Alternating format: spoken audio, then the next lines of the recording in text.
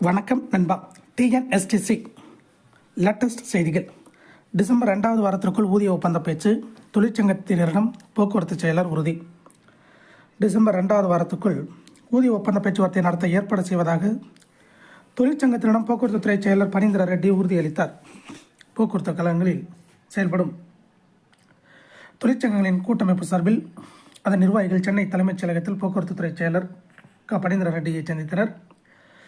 அப்போது முழுமையாக ஓய்வு கால பலன்களை வழங்க வேண்டும், அகவலைப்படி உயர்வு வழக்கில் மேல்முறையீடு செய்ததை திரும்பப் பெற வேண்டும், ஓட்டுநர் நடத்துனர் D&C என நியமிக்காமல் இரு பணிகளுக்கும் தனித்தனியே ஊழியர்களை நியமிக்க வேண்டும், வாரிசு வேலையில் பெண்களுக்கான தகுதியில் உயரத்தை குறைப்பது தொடர்பாக இதுவரை அரசாணை பிறப்பிக்கப்படவில்லை,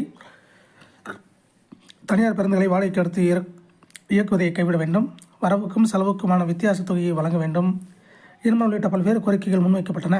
கோரிக்கைகளுக்கு பதிலளித்த துறைச் செயலர் ஊதிய ஒப்பந்த பேச்சுவார்த்தையை டிசம்பர் 2வது வாரத்திற்குள் நடத்த ஏற்பாடு செய்யப்படும் எனவும், ஓய்வுகால பணப்பலன் வழங்க நடவடிக்கை எடுக்கப்படுவதுடன் அரசின் பண உதவியை பெற்று அகவிலைப்படி உயர்வு வழங்க முயற்சிகள் மேற்கொள்ளப்பட்டு வருவதாகவும் உறுதியளித்தார்.